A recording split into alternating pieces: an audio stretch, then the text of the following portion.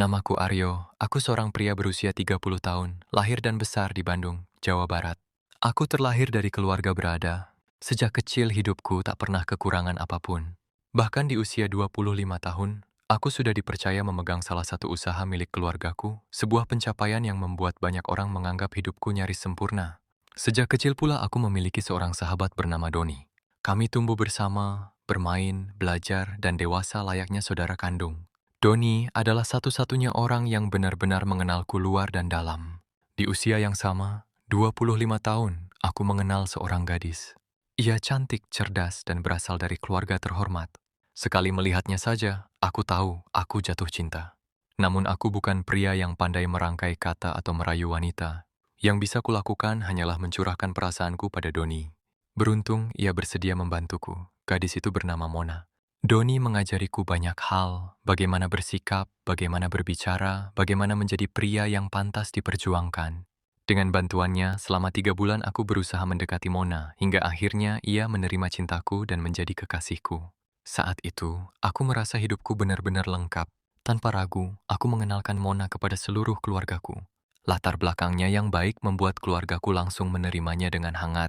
Beberapa bulan kemudian, Mona memintaku membawa hubungan kami ke jenjang yang lebih serius. Aku setuju tanpa ragu. Tak lama setelah itu, kami bertunangan dengan rencana pernikahan 6 bulan kemudian. Kami pun sibuk mempersiapkan pernikahan. Keluargaku, Doni, dan keluarga Mona ikut terlibat, terutama adik perempuan Mona, Airin, yang baru saja kembali dari Singapura. Karena sering bertemu untuk membahas persiapan pesta yang megah, aku, Mona, Doni, dan Airin menjadi semakin dekat. Hingga suatu hari, aku mengetahui bahwa Doni dan Airin menjalin hubungan asmara. Auma dan Mona ikut berbahagia. Rasanya, semua berjalan sempurna. Dua keluarga akan semakin dekat, dua pasangan akan membangun masa depan masing-masing. Singkat cerita, aku dan Mona menikah, pesta kami begitu meriah. Aku sangat bahagia, begitu pula keluargaku. Pernikahan itu menjadi salah satu sumber kebahagiaan terbesarku. Sebulan setelah menikah, Mona memberitahuku bahwa ia hamil. Kabar itu menjadi kebahagiaan yang luar biasa. Aku semakin mencintai dan memanjakan istriku. Namun ada satu hal yang mengganjal, Mona selalu melarangku menemaninya memeriksakan kehamilan. Alasannya sederhana, ia lebih nyaman sendiri. Demi menghindari pertengkaran, aku memilih mengalah. Hingga di bulan ke-7 pernikahan kami, Mona melahirkan. Aku terkejut, begitu pula keluargaku. Namun semua rasa kaget itu tertutupi oleh kebahagiaan saat melihat bayi perempuan kami lahir sehat dan cantik, persis seperti ibunya. Meski disebut lahir prematur, ia tampak begitu normal. Kehadiran anak itu membuat hidupku terasa semakin utuh.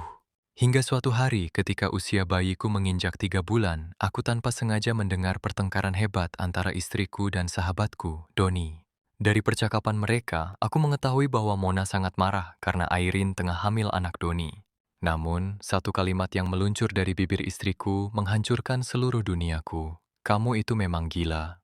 Kamu tahu kan kalau anak itu anak biologis kamu, dan sekarang beraninya kamu menghamili adikku? Tubuhku seketika lemas, dunia terasa runtuh. Jadi, anak yang selama ini kupeluk, kucintai, dan kuanggap darah dagingku, ternyata bukan anak kandungku. Aku segera memberitahu keluargaku. Amarah dan kekecewaan memenuhi ruangan saat Mona akhirnya dipanggil dan dihadapkan pada keluarga besarku. Dari sanalah aku mengetahui kebenaran paling menyakitkan dalam hidupku. Selama ini, Mona menjalin hubungan dengan Doni, bahkan sejak awal aku mengenalnya. Ia memilih menikah denganku bukan karena cinta, melainkan karena aku lebih mapan secara finansial dibanding Doni. Kenyataan itu menghancurkanku, aku memutuskan berpisah.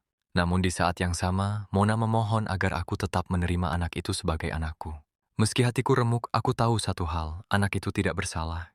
Dan aku menyetujuinya. Kini, 3 tahun telah berlalu. Aku berstatus duda dengan seorang anak perempuan yang tinggal bersamaku, anak yang begitu manja dan kuasuh dengan sepenuh hati. Mantan istriku, setahun setelah perceraian, menikah lagi dan memilih meninggalkan anak yang ia lahirkan, menyerahkannya sepenuhnya kepadaku. Sementara Doni, sahabat yang menghancurkan hidupku, menikah dengan Airin dan memiliki seorang anak yang usianya tak jauh berbeda dengan anak yang kini kupeluk setiap hari. Aku merawat anak ini dengan ketulusan, meski luka itu tak pernah benar-benar sembuh. Persahabatan dan pernikahan kini menjadi trauma terbesarku, dan inilah kisahku.